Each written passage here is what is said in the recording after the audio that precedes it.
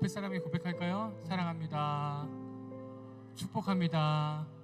네, 주 안에서겠죠 우리가? 네, 주 안에서입니다. 네. 여러분 목마르십니까?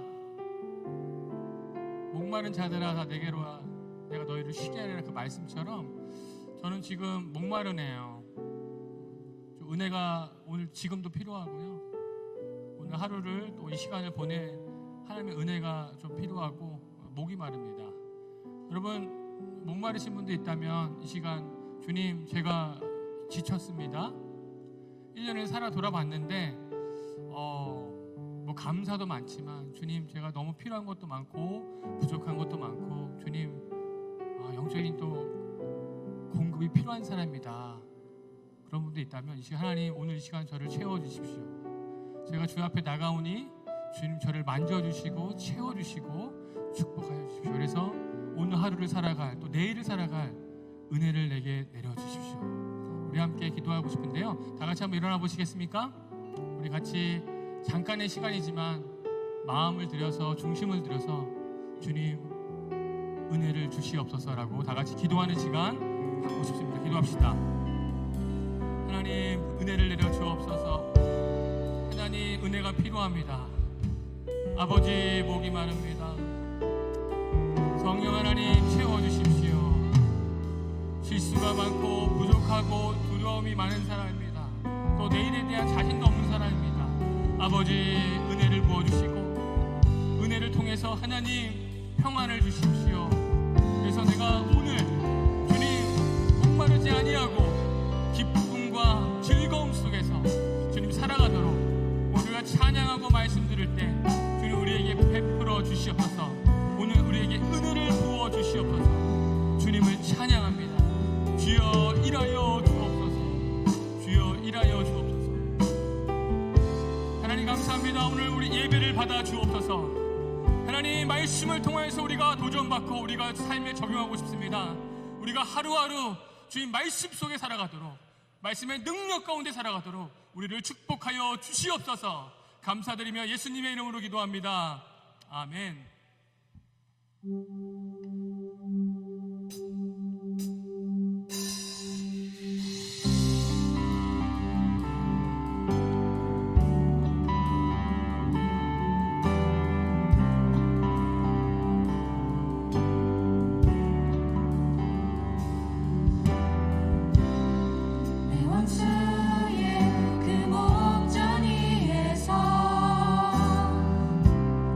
주님 내게 산을 차려주시네.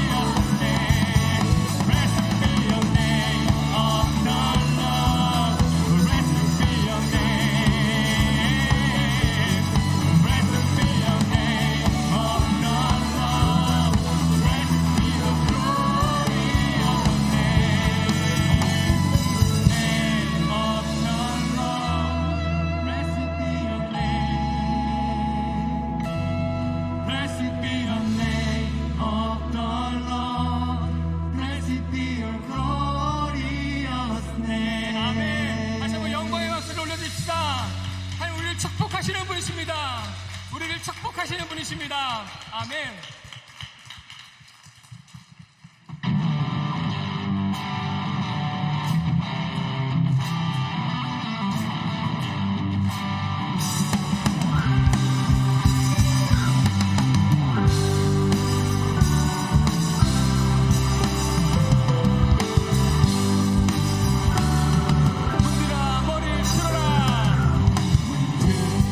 난 머리 끌어라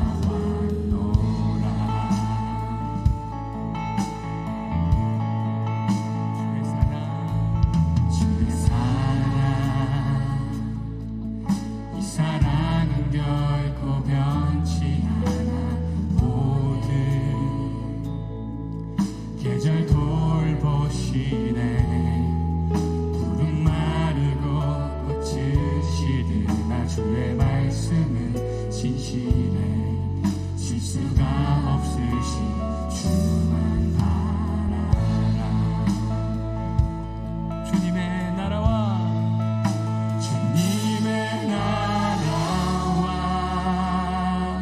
뜻이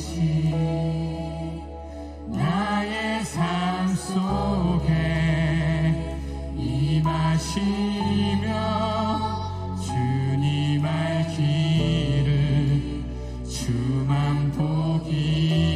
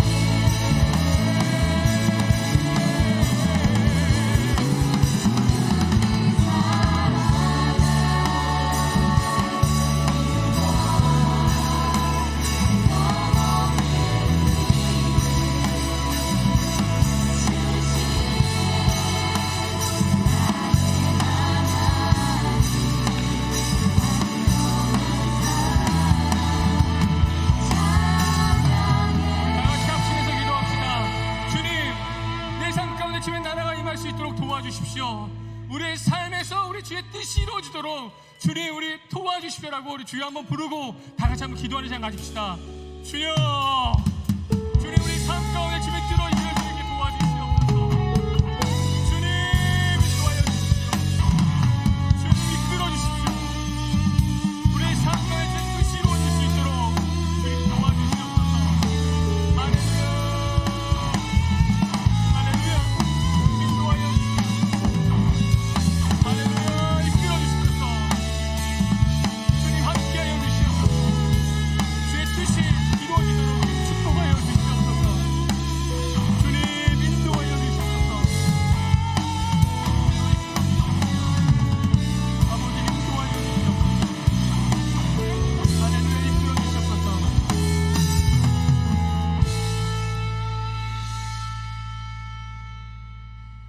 참 좋으신 하나님 감사합니다. 한 주간도 주님의 보살핌 아래 지내고 오늘 이렇게 예배에 나와 주님께 예배드릴 수 있게 하심에 감사합니다. 한 주간의 삶에서 감사할 것들을 주시고 부족함 없게 채워주심에도 감사합니다. 혹 누군가에겐 이 시간이 캄캄한 어둠 속을 지나는 불안한 시간일지라도 이 시간도 하나님께서 나를 살피시고 동행하고 계시며 이 시간을 통과하고 난 후에는 분명 감사로 고백할 수 있게 하실 하나님이시기에 막막하고 불안한 상황 속에서도 결국 감사로 채워주신 하나님이심을 더욱 신뢰할 수 있도록 저희의 마음을 살펴주시고 붙들어 주세요. 한 주 동안 내 삶의 주인이 하나님이 아닌 내가 되었던 시간이 많았음에 회개합니다. 매 순간 작은 것까지도 하나님과 교제하길 원한다고 고백하면서도 주일이 지난 월요일부터 일상에서의 우리는 순간순간 하나님을 잊고 현재의 삶과 미래의 불안함에 걱정하고 근심합니다. 인생의 주인이신 하나님께 맡기지 못하고 내가 내 인생을 책임지려고 걱정 근심했던 시간을 회개하고 하나님께 더 내어 맡기고 가장 선한 길로 이끄신 하나님을 신뢰할 수 있도록 저희 마음을 붙들어 주시길 원합니다. 한 해 동안 은평교회 작은 예수 공동체와 함께 하시며 보살펴 주심에 감사합니다. 그리고 내년에도 청년 한 명 한 명의 귀한 삶 가운데 함께 하신 하나님을 기대합니다. 특별히 한 해 동안 수고하신 교역자님들, 부장님들, 리더들, 그 외 여러 모습으로 섬겨주었던 많은 사람들의 헌신을 기쁘게 받아주시고 그들의 삶을 축복하여 주시길 원합니다. 수고하고 헌신의 자리를 내려놓는 이들에겐 앞으로도 늘 하나님과 동행하며 더욱 하나님과 가까워지는 삶을 살아갈 수 있도록 해주시고 또한 내년에 새롭게 세워지는 이들에게는 결단하고 헌신하는 그 모든 순간이 기쁨이 되게 하시고 그 삶 가운데 더욱 세밀하게 동행하셔서 섬기는 그 모든 시간들이 세상 그 무엇과도 바꿀 수 없는 기쁨과 감사로 채워질 수 있도록 축복하여 주세요. 이제 말씀을 듣습니다. 말씀을 전하실 목사님의 입술을 주관하시어 힘있는 말씀이 되게 하시고 그 말씀을 듣는 저희들의 마음도 만져주셔서 귀한 하나님의 말씀을 잘 받아들이고 그 말씀이 삶 속에서 예수님 닮은 선한 모습으로 열매 맺을 수 있도록 해주세요. 오늘 예배를 준비한 많은 손길들을 축복하여 주시고 저희의 예배를 주님 홀로 영광 받아주시길 원합니다. 언제나 긍휼한 마음으로 우리를 보살피시는 사랑이 많으신 예수 그리스도의 이름으로 기도드립니다. 아멘.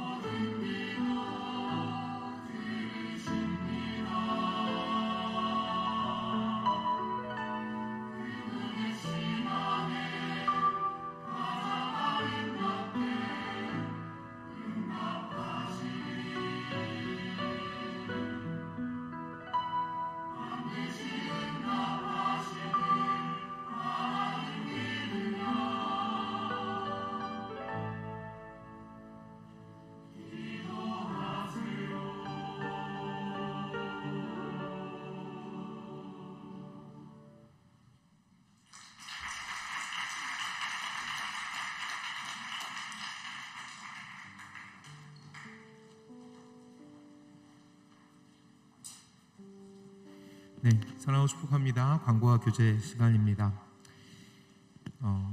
은평교회 제61회 사무총회가 2주 후인 12월 11일 주일 4부 예배 후 이곳 4층 시온성전에서 있습니다.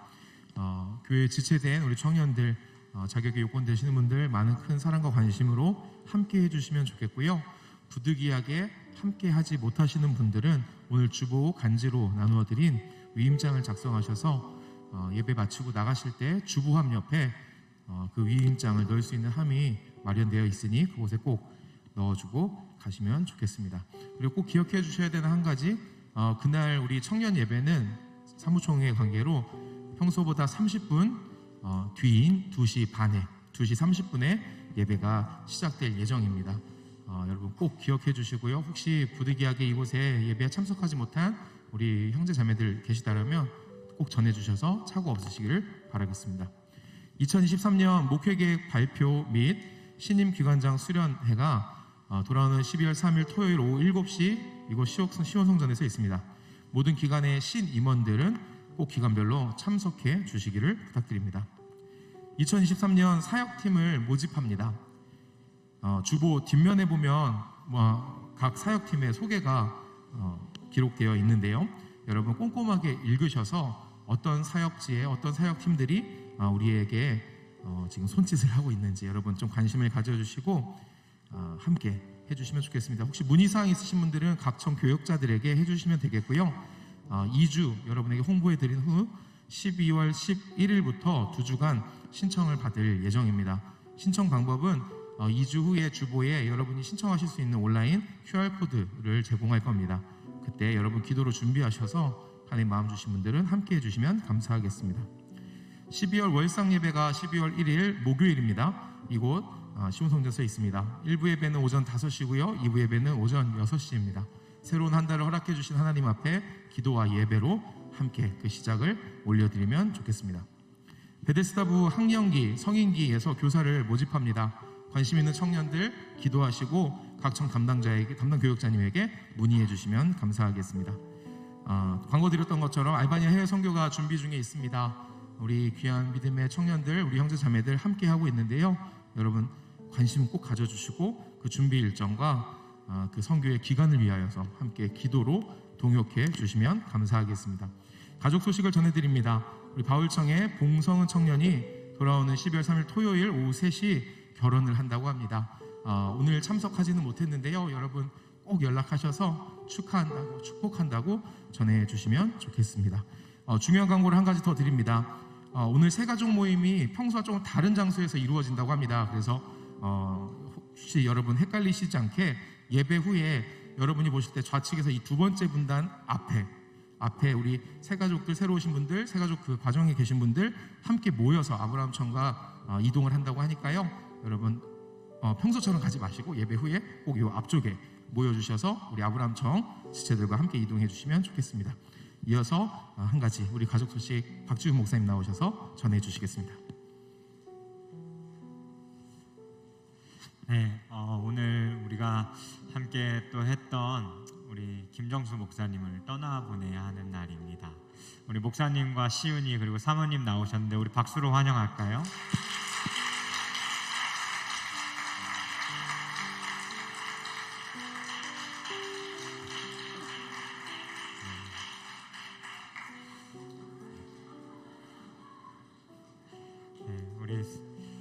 함께 지금까지 해줬던 우리 김정수 목사님 또 이제 다른 곳으로 가게 되셨는데요. 네, 우리 목사님 기도 제목 듣고요. 우리 함께 오늘 또 파송하는 시간 좀 가졌으면 좋겠습니다. 네, 3년이라는 시간 동안 여러분과 함께 할 수 있어서 너무 감사했고 또 귀한 생명을 받을 수 있었고 또 목사 한 주까지 이렇게 같은 공동체 함께 할 수 있어서 감사했습니다. 네, 어디 가든 이곳을 떠나면서 많이 주셨던 마음이 순종에 대한 마음이었습니다. 그래서 그곳에 가서도 새로운 공동체에서 하나님의 나라를 기억하고 함께 만들어갈 수 있도록 생각날 때마다 같이 기도해 주시면 감사하겠습니다. 기도 제목 있으신가요? 저는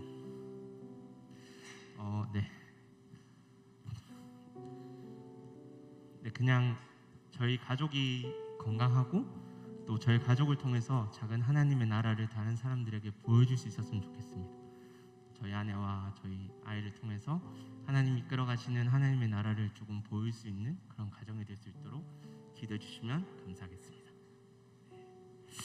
우리 이 시간 좀 함께 같이 기도할 텐데요. 시은이 처음 봤죠? 저도 처음 봤어요. 네. 제가 비켜야 되겠네요. 네, 우리 함께 좀 같이 기도했으면 좋겠는데요. 정수 목사님 광명에 있는 교회로 가게 되십니다. 청년부를 담당하게 되실 거고 또 그곳에서 청년들을 함께 세워갈 텐데 우리 이 시간 좀 함께 같이 기도할 때 우리 요한청 임원들 리더들은 나와서 축복해 주실 분들은 좀 나오시고 또 준비된 선물도 주시고 하는 시간 가졌어요. 먼저 나올까요? 우리 임원하고 리더들. 네.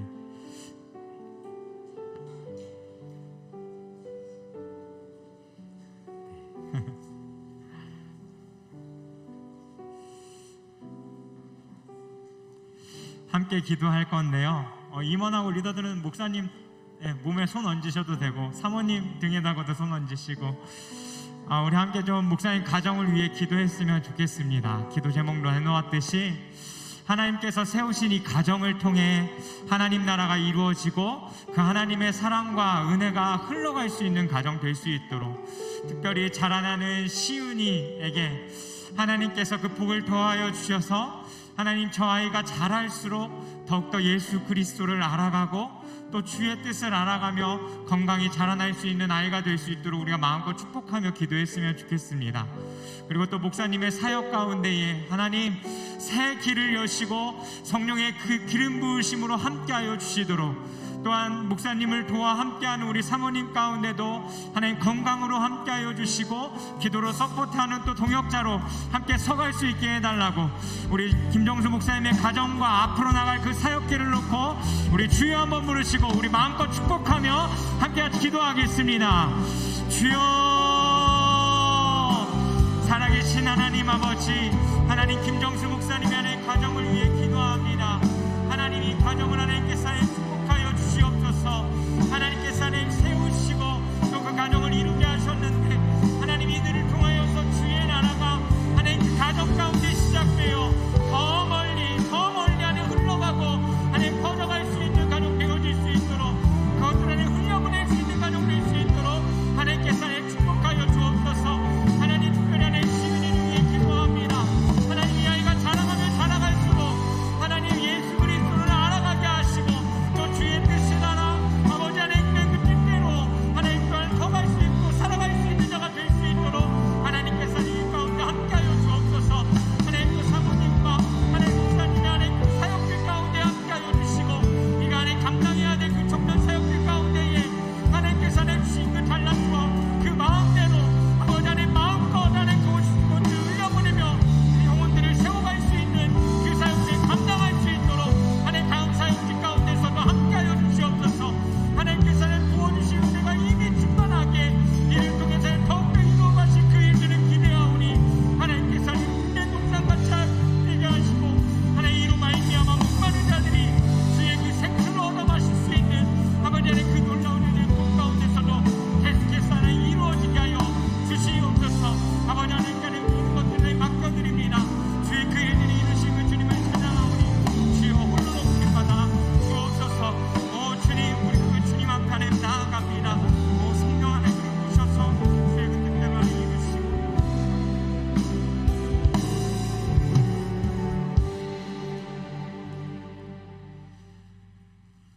걸어가신 하나님, 귀한 목사님 또 함께 주님 없는 교회에서 함께 사역하고 동행하심을 주님 감사합니다.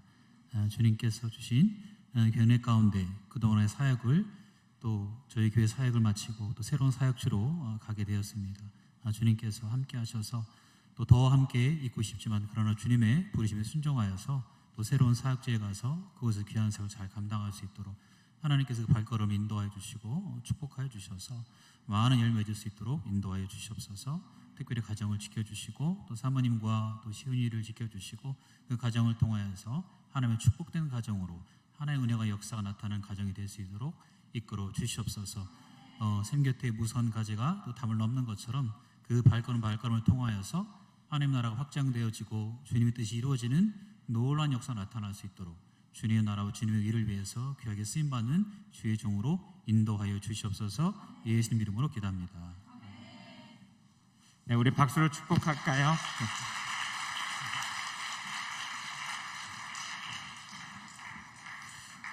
네, 우리 함께 옆에 있는 사람 또 축복했으면 좋겠습니다. 우리 물된 동산으로 함께 축복하겠습니다.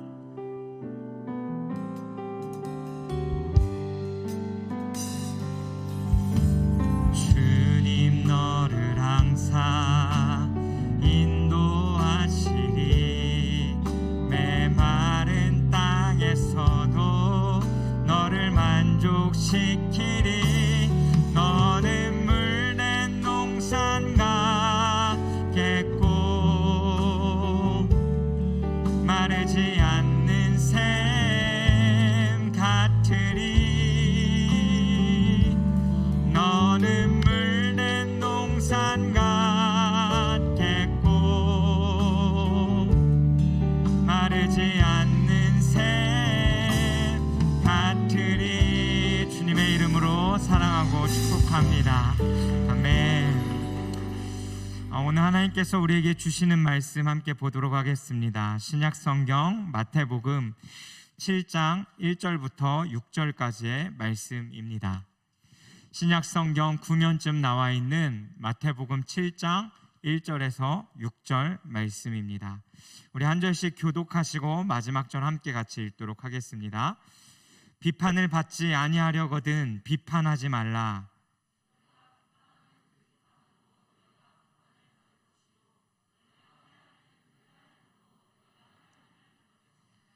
어찌하여 형제의 눈 속에 있는 티는 보고 내 눈 속에 있는 들보는 깨닫지 못하느냐.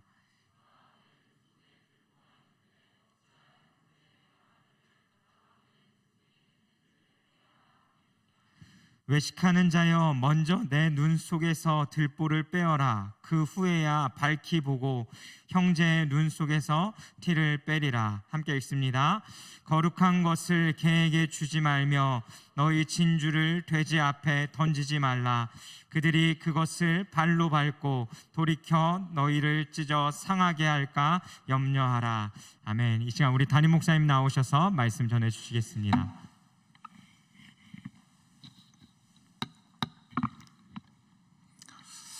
비판하지 말라라는 말씀은 공동번역에 보면 저렇게 번역이 했죠. 남을 판단하지 말아라 라는 것입니다. 여러분, 우리에게는 죄성이 있잖아요. 죄성이 체질적으로 비판적이에요. 그래서 비판은 누구에게 안 배워도 굉장히 비판을 우리는 잘합니다. 사단은 비판하면 사회가 발전한다고 우리에게 계속 그렇게 주입을 시킵니다만 이것은 우리를 불행으로 이끌려고 하는 사단의 속임입니다. 아름다운 세상, 행복한 세상은 절대 비판으로 건설되지 않습니다. 여러분, 비판의 대가가 누구냐 하면 비판을 최고 정치 이념으로 삼는 곳이 공산주의입니다. 비판을 최고 정치 이념으로 삼는 곳이 공산주의입니다. 이런 공산주의는 하루 일과를 마치고 협동농장에서 일과를 마치고 저녁에 모여서 먼저 자아 비판을 하고 돌아가면서 당신은 이게 문제라고 서로 비판합니다. 비판의 문화가 굉장히 강한 곳이 공산주의인데 결국 지금 공산주의는 역사 속에 소멸되어져 가고 있는 것입니다. 비판을 통해서 아름다운 사회가 건설되거나 행복한 삶이 주어진 것이 아니라 이미 공산주의에서 실험해 본 것처럼 실패했기 때문에 저와 여러분들이 절대 비판하는 삶은 우리에게 행복을 줄 수 없다는 것을 지혜로 받아들여야 된다는 거죠. 그럼 여러분, 왜 비판하지 말라고 할까요? 비판은 파괴적인 능력이 있기 때문에 그렇습니다. 비판하는 삶은 파괴적인 능력이 있어서 공동체를 허물고 가정을 허물고 이런 비판하는 곳에는 그런 일들이 일어납니다. 그래서 주님은 제자들에게 산상수훈을 하시면서 너희들은 파괴적 능력인 비판하지 말고 창조적 능력으로 살아가기 위해서 비판하면 안 된다, 이렇게 말씀하신 거죠. 여러분이 비판하지 않아야 됩니다. 비판하지 않고 정말 여러분이 비판하면 인생이 피폐해지는 것을 경험하고 마음의 평강이 사라지는 것을 여러분이 알 수 있습니다. 자, 그러나 이런 말은 아닙니다. 여러분이 오해하면 안 됩니다. 1절에 비판받지 아니하거든 비판하지 말라. 비판하지 말라고 한다고 아무것도 판단하지 말라는 말이거나 아무것도 비판하지 말라는 말이거나 아무것도 심판하지 말라는 있는 그대로를 무조건 수용하고 받아들여라, 그런 의미는 결코 아닙니다. 우리가 사는 세상에는 참이 있고 거짓이 함께 있고 우리가 사는 세상은 선이 있고 악이 함께 공존하고 있고 우리가 사는 세상에는 진리와 오류가 함께 있기 때문에 이 부분에 대해서 분별력이 분명히 있어야 됩니다. 절대 비판하지 말라는 말을 무조건 받아들여라, 이런 뜻으로 보면 안 되고 불의를 보고 침묵하라, 이런 뜻은 결코 아니다라는 것입니다. 이미 산상수훈에서 보았다시피 마태복음 5장 37절을 스크린에 한번 띄워드릴게요. 여러분, 저 말씀이 무슨 말씀이죠? 오직 너희 말은 옳은 것은 옳다, 이렇게 하라는 거예요. 아닌 것은 아니다, 이렇게 하라는 거예요. 이에 지나는 것은 악으로부터 난다. 여러분, 저 말씀을 꼭 앞으로 살아가는데 여러분 중심에 잘 붙잡아야 돼요. 옳은 것은 옳다, 옳다, 옳다, 아니라, 옳은 건 옳다, 아니는 아니다, 그렇게 해야 되는 거죠. 비판하지 말라는 게 저런 뜻이 아니에요. 제가 저 말씀을 생각할 때 수학의 사칙연산이 생각됐는데 이런 뜻이 있습니다. 사칙연산을 제가 한번 보여드릴게요. 중학교를 잘 나와야 저런 거 알 수 있습니다. 옳은 것은 옳다고 하는 게 옳은 거예요. 아닌 것은, 그런 것은 그러다고 해야 옳은 거예요. 아닌 것은 아니다고 해야 옳은 거예요. 옳은 것을 그러다, 아니다 하는 것은 정말 아닌 거예요. 아닌 것을 옳다고 해도 그건 옳지 않는 거예요. 여러분, 꼭 옳은 것은 옳다 해야 옳은 거고 아닌 것은 아니라 해야 옳은 거고 옳은 걸 아니라 하면 옳지 않습니다. 아닌 걸 옳다 해도 아닙니다. 여러분이 꼭 저 사칙연산을 잘 생각해서 옳은 건 앞으로 옳다라고 말해야 돼요. 근데 이것도 쉽지 않아요. 옳은 걸 옳다, 아닌 걸 아니다, 이렇게 말하기가 결코 쉽지 않아요. 자칫하면 여러분은 옳은데 여러분의 이익이나 분위기나 그런 것 때문에 옳은 건데 아니다, 이렇게 하면 절대 옳은 거 아니에요. 아닌 건데 나하고 가까운 사람이기 때문에 아닌 건데 옳다, 이렇게 하는 것도 절대 옳지 않다는 거 여러분이 잘 아셔야 됩니다. 여러분, 갈라디아서 6장 1절을 한번 보여드릴게요. 비판하지 말라는 것이 이런 뜻은 아니에요. 형제들아, 사람이 만일 무슨 범죄한 일이 드러나거든, 자, 범죄도 덮어주고 이러는 게 아니라 범죄한 일이 드러나면 신령한 너희는 온유한 심령으로 그러한 자를 바로잡아라는 거야. 온유한 심령으로 그런 자를 바로잡고 너 자신을 살펴보아 너도 시험을 받을까 두려워하라. 또 마태복음 18장에도 잘못한 일이, 형제 중에 누가 범죄한 일이, 내 형제가 죄를 범하거든 가서, 자, 형제가 죄를 범하고 자매가 죄를 범할 때 어떻게 처리하라고 했냐면은 가서 너와 그 사람과만 상대하여 근고하라. 형제여, 그거 잘못된 거요. 형제여, 그거 얘기해야 돼요. 그거 옳지 않아요 라고 분명히 여러분이 그 사람에게만, 다른 사람에게 떠벌리지 말고 여러분이 그걸 발견했다면, 저 형제가 분명히 잘못하고 저 자매가 분명히 잘못한다면 여러분이 그 사람에게만 상대해서 둘이만 그거 옳지 않다, 그거 너 분명히 옳지 않은 거야 라고 충고해주고 때로는 책망하라는 거예요. 그거 옳지 않은 거다. 자, 근데 그걸 만약에 받아들이면 어떻게 된다냐. 자, 그 다음 볼까요? 만일 들으면, 여러분이 가서 그거 옳지 않다고 말해줬는데 들으면 너가 그 형제를 구원하는 거라는 거예요. 여러분의 말을 듣고 그가 회개했어요. 그가 잘못된 걸 고쳤어요. 여러분이 다른 사람에게 떠벌리지 않고 조용히 가서 그 사람에게 너 이거 옳지 않아, 너 이거 옳은 거 아니야, 너 이거 진짜 고쳐야 돼 라고 딱 했는데 충고를 받아들인 거예요. 그러면 여러분이 그 형제를 얻은 거예요. 근데 문제는 안 들을 때 어떻게 하라고 했냐면, 볼까요? 많이 듣지 않거든.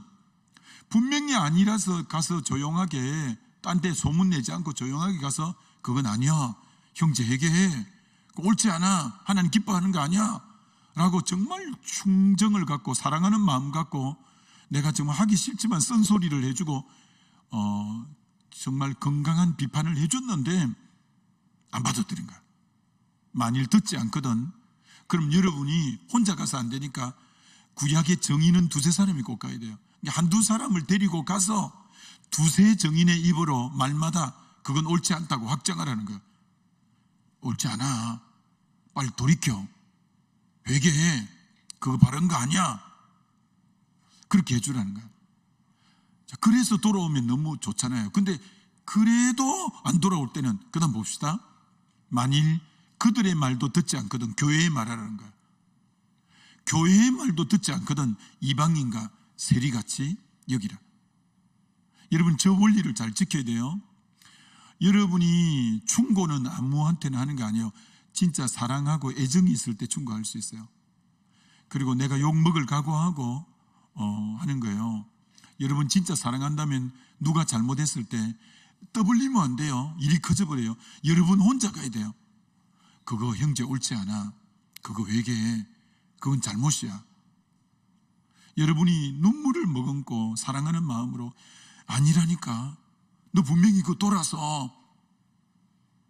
여러분, 쓴소리를 할 수 있는 사람은 용기 있는 사람이고 그를 향한 애정이 있고 사랑이 있어야 해줄 수 있어요. 그가 뭐 망하는 길로 가든지 말든지 하면 내가 굳이 뭐 쓴소리 해갖고 그가 인상 쓰게 할 일 뭐가 있겠어요? 내가 진짜 사랑하는데 그릇된 길로 가는 거예요. 그럼 여러분 혼자만 가서 그거 아니야 라고 해주라는 거예요. 그래서 만약 듣고 돌이킨다면 여러분이 얻은 거예요. 그 형제를 구원한 거예요. 근데 돌이키지 않으면 두세 사람이 가서 다시 한 번 더 건면하는 거예요. 그거 아니라니까, 회개해, 돌이켜, 옳지 않아.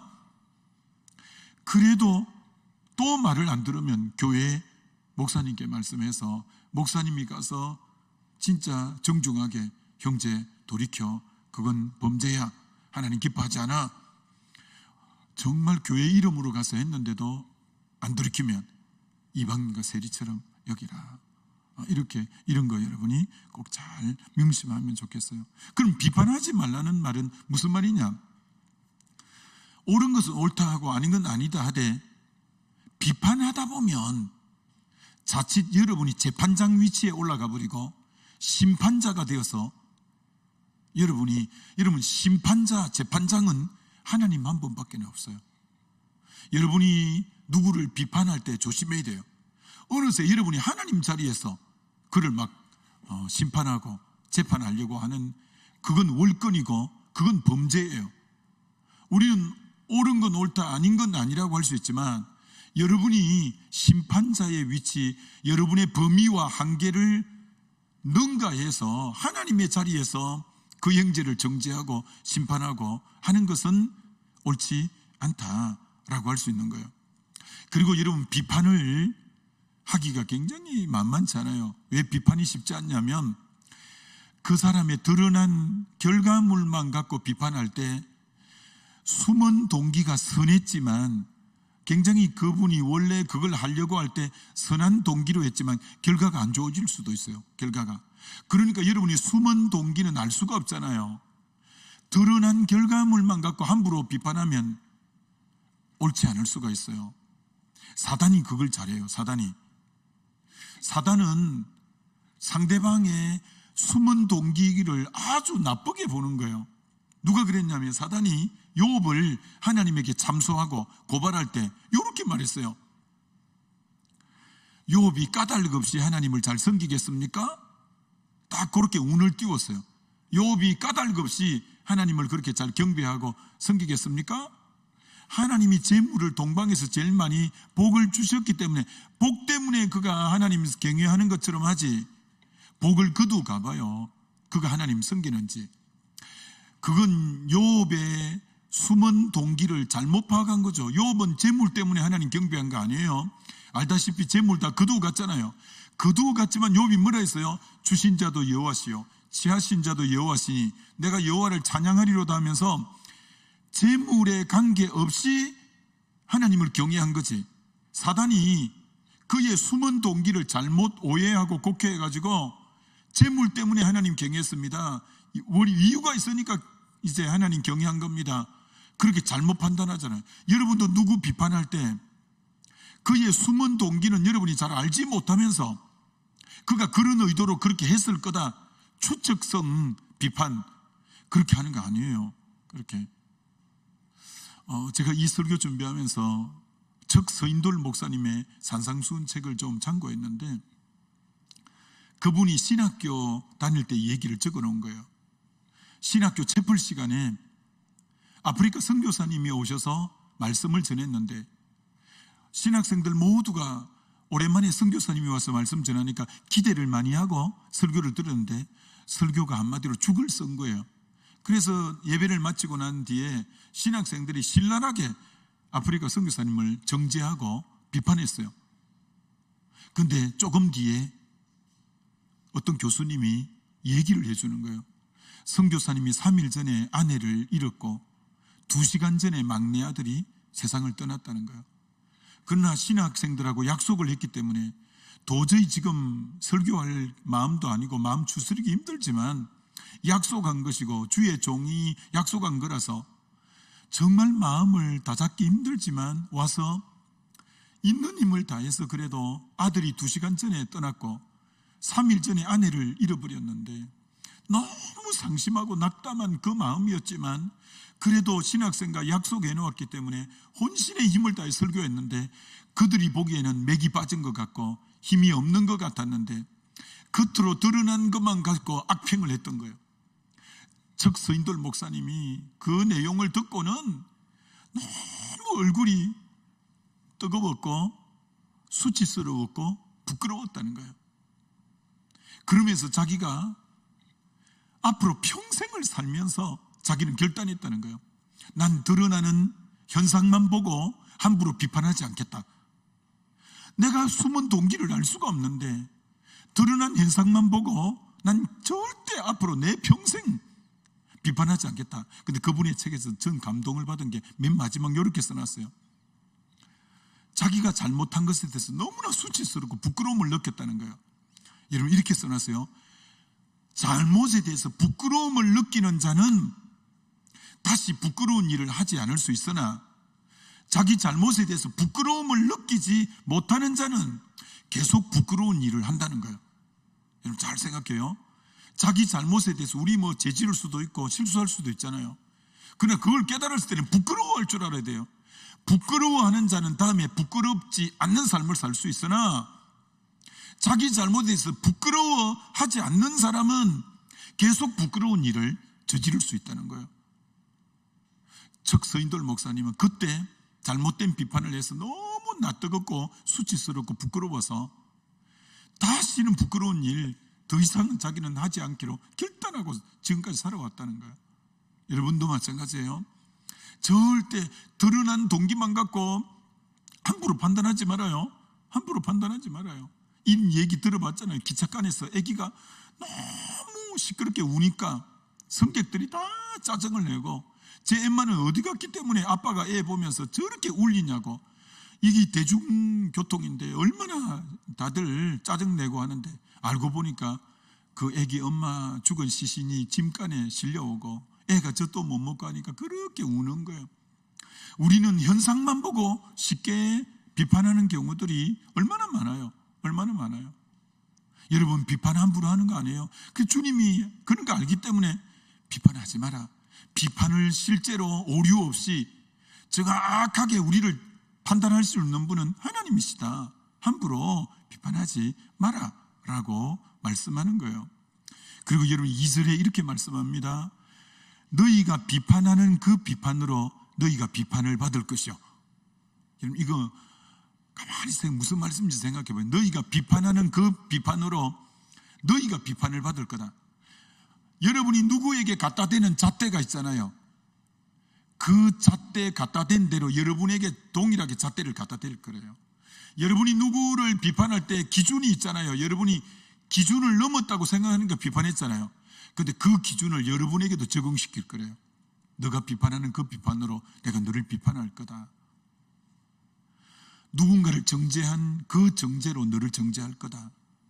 누군가의 잣대를 갖다 댄 그 잣대로 너에게도 그 잣대를 그대로 동일하게 갖다 댈 거다. 너가 어떤 기준에 근거해서 그 사람을 비판했는데 너도 그 기준에 의해서 비판받게 될 거다 라고 주님이 말씀하고 있는 거예요. 근데 3절에 이렇게 말합니다. 어찌하여 형제의 눈 속에 있는 티는 보고 내 눈 속에 있는 들보는 깨달지 못하느냐. 자기 눈에는 대들보가 있는 거예요. 큰 널판지 같은 엄청난 기둥 같은 들보가 있는데 상대방에는 조그마한 티끌이 있는데 자기 눈에 들보는 못 보고 상대방의 눈에 티끌은 본다는 거예요. 무슨 말이에요? 타인의 결점은 아주 이잡듯이 검열하면서 나에게 큰 결함은 어떻게 그렇게 술렁술렁 넘어가는지, 타인의 결점은 이잡듯이 그렇게 검열하면서 자기의 큰 결함은 술렁술렁 그럴 수도 있지 뭐 넘어간다는 거예요. 자신에 대해서는 그렇게 간대하고 너그러우면서 다른 사람에 대해서는 어찌 그렇게 가혹하게 엄격한지. 우리들이 보통 그렇다는 거예요.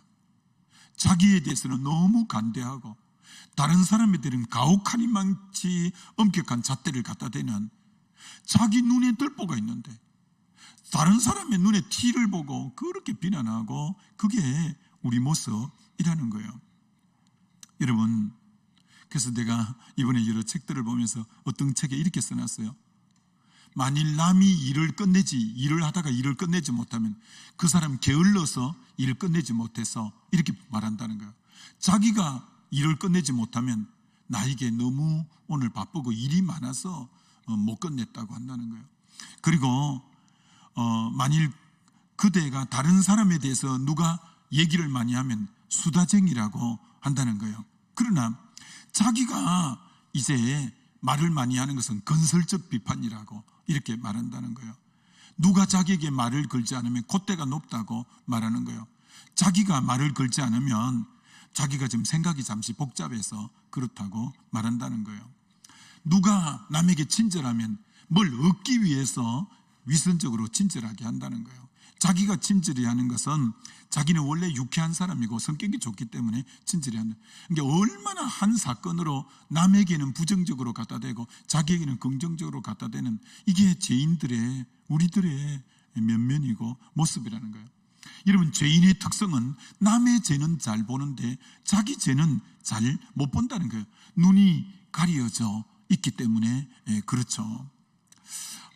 여러분, 어떤 부부가 같은 식탁에서 밥 먹고 나면 차를 같이 한 잔 마시는데 창문 너머로 옆집이 보이는 거예요. 창문 너머 옆집에 새로 이사를 어떤 부부가 왔어요.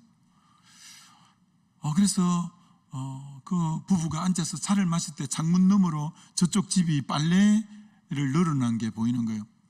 근데 이상하게 빨래가 너무 지저분한 거예요. 그래서 이 부부가 이렇게 생각했어요.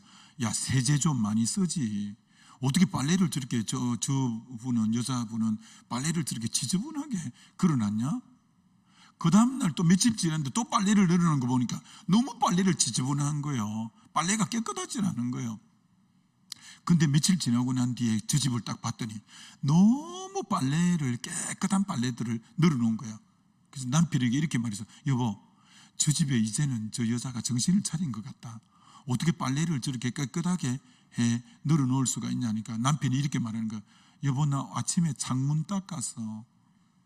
창문을 자기가 창으로 늘 내다보는데 그날 저 집에 빨래가 깨끗하게 보인 것은 남편이 그날 아침에 자기 집 창문을 닦은 거예요.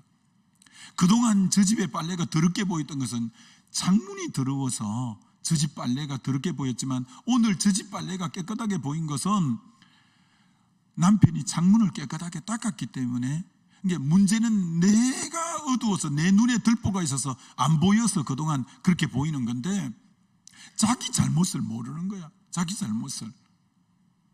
우리가 얼마나 상대에게 가혹하게 냉혹하게 그렇게 하면서 그게 자기 문제인 줄을 모르는 거예요. 여러분 중에도 그런 분 없는지. 그래서 여러분, 이런 성경 구절이 있는 거 아세요? 디도서 1장 15절 보여드릴게요. 깨끗한 자에게는 모든 것이 깨끗하나 자기 마음이 깨끗하고 눈이 깨끗하면 상대방도 다 깨끗하게 보이는데 자기가 더럽고 믿지 않는 자들에게는 그 다음 오직 아무것도 깨끗한 것이 없고 오직 그들의 마음과 양심이 더러운지라. 자기 마음이 깨끗하면 깨끗한 창으로 내다보니까 깨끗하게 보일 건데 자기가 지저분하니까 상대도 다 지저분하고 더럽게 보인다는 거예요. 그래서 여러분, 정말 참 오늘 정치하는 사람들 볼 때마다 여러분 너무 안타깝잖아요. 야, 어떻게 상대당의 티만 그렇게 보려고 혈안이 되고 자기 당의 문제가 그렇게 많은 것은 어찌 그리 한결같이 못 볼까? 다 상대방 당의 문제가 있다는 것만 늘 지적하고 왜 자기에게 있는 들보는 못 보고 상대에게 있는 티만 보려고 저렇게 혈안이 돼 있는 참 그런 모습을 볼 때 너무 마음이 답답하고 안타까운 모습을 보죠. 여러분, 자신의 마음의 들보, 눈의 들보가 치워지면 상대도 바로 볼 수 있는데 내 눈에 들보가 들어 있어서 잘 못 보는 거예요. 여러분, 어떤 분이 몸이 아파서 병원에 갔대요. 의사 선생님이 어떻게 오셨냐고 하니까 온 만신이 다 아프다는 거예요. 어디가 아픕니까? 하니까 이렇게 말하는 거예요. 손을 갖고 머리를 만지면 머리가 아프고, 손을 갖고 배를 만지면 배가 아프고, 손을 갖고 다리를 만지면 다리가 아프다는 거예요. 이게 의사도 들어본 게 심각한 거예요. 머리를 만지면 머리가 아프고, 배를 만지면 배가 아프고, 다리를 만지면 다리가 아프니까. 그래서 사진을 찍어봤더니 손가락이 부러졌잖아요. 손가락이 부러지니까 요게 가는 대로 아픈 거예요. 손가락을 만지는 데마다 아픈 거예요. 다른 데는 사실 다 괜찮은데 자기 손가락만 문제인데 다 만지는 데마다 아프다는 거예요. 오늘 자기만 변화되면 되는데, 자기만 고치면 되는데 이 사회는 다 썩었고 교회마다 다 부패하고 목사들 중에 옳은 목사가 어디 있어 하면서 전부 자기 앞에는 옳은 사람 한 사람도 없는 거예요. 자기 마음이 비뚤어져 버리고 자기 눈이 들보가 들어있고 자기 마음이 더러워져 있으니까 성한 사람이 하나도 안 보이는 거예요. 여러분 중에 그런 분 없어요? 그러면 안 돼요, 여러분. 여러분 중에 이런 분이 있으면 진짜 안 돼요. 믿음의 거장들의 책들을 보면요, 나는 D.L. 무디 목사님을 그렇게 본받았습니다. 나는 스펄전 목사님을 그렇게 본받았습니다. 나는 요한 웨슬레 목사님을 그렇게 본받았습니다. 허드슨 테일러는 나는 조지 물러 목사님을 본받았습니다. 전부 그분들이 영향을 받은 존경하는 분들이 있어요. 여러분 중에 존경하는 분이 많아야 여러분이 귀한 분이에요. 그리고 여러분 중에 난 존경하는 사람이 아무도 없어, 아무도 존경하는 사람이 없다는 것은 그분이 옳지 않은 거예요. 여러분이 인생을 살수록 여러분이 애기 이제 신혼 이제 결혼해봐요. 애기 서너 데린 가정 엄마들 보면 위대하게 보여요. 나 아직 애기 하나도 못 낳고 애기 하나 이 지금 입덧하는 것만 해도 너무 뭐 음식도 잘 못 먹겠고 힘든데 저기 애기 셋 난 엄마만 보면 위대하게 보여. 위대하게 보여. 예를 들어 그런 것처럼 여러분이 인생을 살수록 참 훌륭한 분들이다 다들. 내가 정말 본받고 존경할 분들이다. 여러분이 철이 덜 들수록 야, 옳은 사람 어디 있어? 옳은 목사 어디 있어? 옳은 뭐 신앙인 어디 있어? 다 마음에 안 든다는 거예요. 세상은 다 부패했고 교회도 다 타락했고 뭐 누구도 그렇고. 여러분, 그런 사람은 마음이 왜곡되었고 삐뚤어져서 그래요. 여러분이 자세히 가만히 봐요. 다 존경할 분들이에요. 예를 들어 전 이제 한 10년 채 아직 못 남은 것 같아요. 은퇴하려면. 은퇴하신 목사님들 뵈면 야, 저렇게 완주한 목사님들 참 존경스럽다. 그렇게 보여지는 목사님들도 참 많아요. 제가 이번에 저 천안의 선거읍, 천안 바로 옆에 읍에 가서 부흥회를 했는데 그 젊은 목사님이더라고요. 근데 얼마나 성실하게 읍에서 목회를 하는지 참 존경스럽더라고요. 우리가 여러분이 한 분 한 분에서 주님 안에 귀한 모습을 볼 수 있으면 그게 아름다운 거지. 난 아무도 존경 안 해. 난 다 내 마음에 드는 사람 아무도 없어. 그건 내가 내 눈에 들보를 사실 빼는 게 필요해요. 여러분, A.W. 토저 박사의 성령론은, A.W. 토저는 D.L. 무디와 함께 성령운동을 미국에서 같이 한 미국 부흥의 주역이에요. 그분의 성령론 책에 이렇게 써놨어요. 성령 충만한 사람은 자기를 비판한다. 여러분, 성령 충만한 사람은 남을 비판 안 하고 자기를 비판해요. 여러분, 기독교 신앙의 핵심이 십자가잖아요. 십자가 앞에 우리 죄를 쏟아내고 회개하는 거잖아요. 회개가 뭐예요? 주의 말씀 앞에서, 주의 성령의 빛 앞에서 하나님, 나는 이 부분에서 성령을 건심시켰습니다. 오 하나님, 나는 이 부분에서 하나님을 기쁘시게 하지 못했습니다. 철저하게 말씀 앞에, 주님의 빛 앞에서 자기를 비판하면서 자기를 비판하는 것이 회개잖아요. 회개. 그래서 성령의 사람은 자기를 비판하지 남을 비판하지 않아요. 여러분, 아직까지 여러분은 누가 잘못이고 계속 사람을 비판한다면 여러분, 건강한 신앙 아니에요. 여러분이 진짜 성령의 사람은 자기를 비판하는 사람이에요. 자기를 비판하고 회개하는 사람이라 이렇게 말할 수 있습니다. 그래서 먼저 내 눈에 들보를 빼고 다른 사람의 티도 빼라, 이렇게 말씀하고 있습니다. 근데 여러분, 6절 마지막 결론으로 6절에 지금까지 비판하지 말라는 이런 말씀을 하다가 생뚱맞게 다른 내용으로 나오죠. 거룩한 것을 개에게 주지 말고 너희 진주를 돼지 앞에 던지지 말라. 그들이 그것을 발로 밟고 돌이켜 너희를 찢어 상하게 할까 염려하라.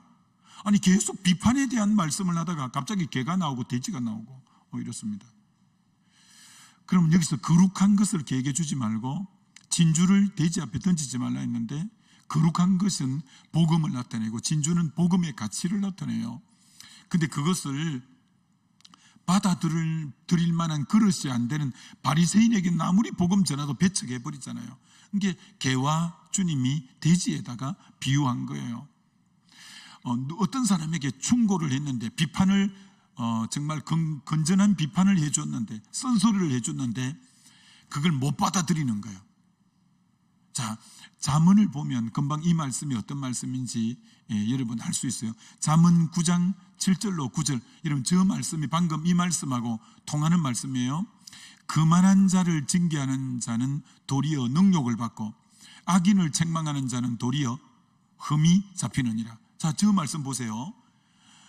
그만한 사람에게, 그만은 넘어짐의 앞잡이잖아요. 교만은 패망의 선봉이고, 그래서 징계를 했는 거예요. 그러면 안 돼요 하고 사랑하는 자에게 징계하잖아요. 그랬더니 도리어 자기를 징계하는 사람을 능욕을 하는 거라. 복음을 던졌더니 도리어 공격을 해오는 것처럼 악인에게 잘못, 그건 안 됩니다 책망했더니 도리어 막 흠을 잡는 거라. 전혀 책망을 받을 자세가 안 돼 있는 거예요. 전혀 징계를 받을 자세가 안 돼 있으면, 여러분이 그런 자세가 안 돼 있는 사람에게 아무리 좋은 말을, 복음을 던져줘도 마치 개에게 거룩한 걸 던져주고 돼지에게 진주를 던져주는 격이라는 거예요. 여러분이 아무리 지혜로운 말이라도 아무한테나 해주면 안 돼요. 들을 만한 그릇이 되는 사람에게 해줘야 돼요. 그 다음 볼까요? 8절에 그만한 자를 책망하지 말라. 그가 너를 미워할까 두려우니라. 여러분, 거만한 자를 책망해 주면 회개하고 돌이킬 생각을 안 하고 그렇게 자기에게 쓴소리 해주고 바른 건강 건전한 비판해 주는 사람을 도리어 미워한다는 거예요. 왜 나한테 그런 소리 하는데 하면서 받아들일 준비가 안 된 사람에게는 거룩한 걸 개에게 던지는 거고 진주를 돼지에게 던지는 꼴이라는 거예요. 그럼 여러분, 책망은 누구에게 해야 되냐? 그 다음 구절 볼까요? 그 다음, 책망은 지혜 있는 자를 책망하라. 그가 너를 사랑하리라. 여러분이 들을 만한 사람에게 복음을 전해주고 지혜를 말해주면, 도리어 지혜 있는 사람을 책망해주면 그가 너를 사랑한대요. 받아들일 자세가 된 거예요. 그에게는 거룩한 걸 주었는데 개나 돼지처럼 하지 않고 너무 달갑게 잘 받아들인대요. 그 다음 또 누구에게 하라 했냐면, 지혜 있는 자에게 교훈을 더하라. 그가 너를 더욱 지혜로울지일 것이고, 그 다음 의인에게 의로운 지혜 있는 자에게 의로운 사람을 가르치라. 그의 학식이 더하리라. 그러니까 받아들일 만한 사람에게 말해줄 때 그 사람이 계속 자라나고 더 회복되고 더 새로워지고 이러는 거예요. 굉장히 중요합니다. 여러분이 아무리 좋은 말이라도 아무한테나 해주면 거룩한 것을 개에게 던지는 것 같고 도리어 진주를 돼지에게 던지는 것 같아요. 알아들을 만한 사람, 마음의 자세가 돼 있는 사람에게 책망도 해주고 징계도 하고 꾸짖기도 하고 견책도 하고 이래야지, 받아들일 자세가 안 된 사람에게는 아무리 해줘봐도 도리어 더 여러분을 공격하고 미워하고 이렇게 된다는 거예요. 지난주에 추수감사주일이라고 우리 교회에 있다가 다른 교회로 간 부목사님이 인사하러 찾아왔어요. 그래서 우리가 차를 한잔하면서 교제했는데 여러 가지 말을 하는데 내가 하나를 나무랬어요. 그 목사님 그러는 거 아니야. 그건 잘못된 거야.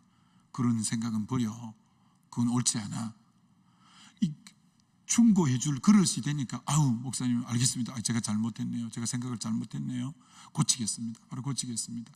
여러분, 도리어 알아들을 만한 분에게는 바로 책망해 주고 지혜로운 말을 하면 학식이 더해가고 바로 지혜가 더해가고 바로 그의 삶을 고치고 새롭게 되는 거예요. 그래서 여러분은 진짜 성숙한 사람은 어떤 사람이냐? 누군가의 쓴소리를 들을 자세가 돼 있는 사람이에요. 여러분에게 아무리 잘못해도 쓴소리를 안 해준다면 여러분은 안 좋은 사람이에요. 쓴소리 받아들일 자세가 안 됐기 때문에 뻔히 지금 안 좋은 길로 가도 아무도 얘기해 주지 않은 거예요. 여러분, 그러면 안 돼요. 여러분이 딱 잘못된 길로 가면 누가 쓴소리 딱 해주면 고맙다, 내가 미처 못 깨달았네, 감사하다. 쓴소리를 달게 들을 수 있는 사람이, 쓴소리는 독이 아니라 약이 되고 건강한 비판을 해주는 사람에게 그렇구나, 내가 미처 생각 못했네, 고맙다고. 여러분이 그런 사람이 되면 쑥쑥 성장하고 그렇게 되죠. 아무쪼록 오늘 말씀 정리 이렇게 해봅니다. 비판은 파괴적이기 때문에 비판하지 마라 했고, 여러분이 누군가 잣대를 갖다 대고 비판의 기준을 따라서 여러분이 비판을 받을 거라는 거고, 남에게는 너무나 엄격하고 가혹하게 잣대를 갖다 대고 자기에게는 너무나 간대하고 너그러운 그런 모습이 되면 안 된다는 거예요.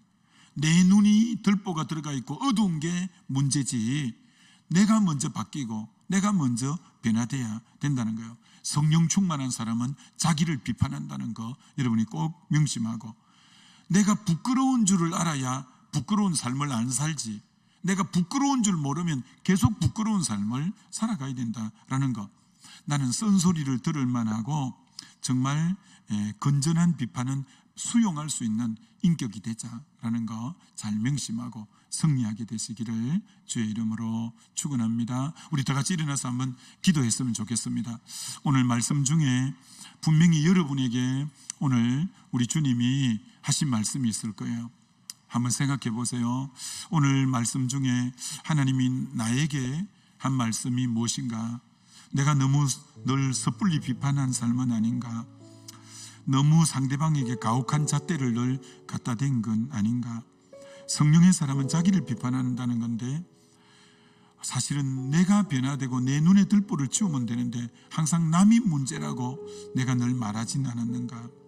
내 잘못에 대해서 부끄러움을 알아야 다음에 부끄럽지 않는 삶을 살 건데, 내가 또 부끄러운 삶을 계속 살고 있는 건 아닌가?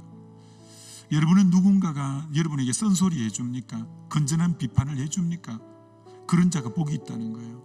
자, 오늘 말씀 생각하면서 우리 주여 한번 부르고 같이 기도합니다. 주여, 하나님 아버지, 사랑하는 우리 청년들을 축복해 주시고, 오늘 이 말씀이 잘 적용되고 하나님 말씀 앞에 잘 반응하게 하셔서, 오 하나님, 사랑하는 우리 청년들을 하나님 앞에 건강한 인격으로 세워주시고 하나님 붙들어 주시옵기를 원하옵고 바랍니다.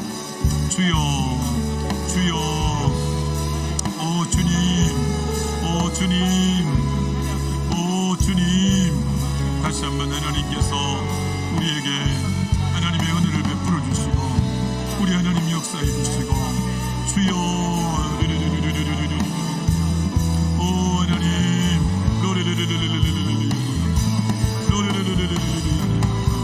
주여, 하나님께서 우리 청년들을 축복하시옵소서. 하나님, 철저하게 하나님 앞에 바른 인격으로 하나님 서게 해주시고, 하나님 정말 주님께서 자신의 모습을 잘 돌아보며 하나님 새롭게 정말 아름다운 인격으로 변화되게 도와주시기를 기도하오니, 나의 하나님, 나의 아버지, 함께해 주시기를 기도합니다. 은혜 베풀어 주시기를 기도합니다. 역사해 주시기를 기도합니다. 아버지, 아버지, 사랑하는 우리 청년들을 새롭게 해주시고 하나님 아버지, 하나님 앞에 바로 세워진 귀한 청년들 되게 도와 주옵소서. 주여, 귀한 청년들 회복시켜 주시옵소서. 오 하나님 감사합니다. 하나님, 우리 사랑하는 청년들을 아버지께서 아름다운 인격으로 더 빚으시고 더 성숙한 인격으로 빚으시고, 그래서 정말 남을 비판하지 않고 분별은 잘하되 하나님의 재판자 위치에서는 있지 않게 하시고, 옳은 건 옳다, 그런 건 그러다 잘 분별하는 지혜도 주시고, 그리고 도리어 축복하고 사랑하고 하나님 그런 아름다운 인격의 소유자들, 때로는 쓴소리도 달게 잘 들을 줄 아는 우리 청년들 다 되게 은혜 나려 주시고, 정말 상대에게는 관대하고 나에게는 철저히 엄격한 성령의 사람은 자기를 비판하는 그런 자로 늘 서가서 참 주 보시기에 좋았더라 할 수 있는 우리 청년들 다 되게 해 주옵소서. 지금은 예수님의 은혜와 하나님의 사랑과 성령의 교통하심이 주의 백성들 머리 위에 영원토록 함께 해 주시옵기만을 간절히 축원하옵나이다. 아멘.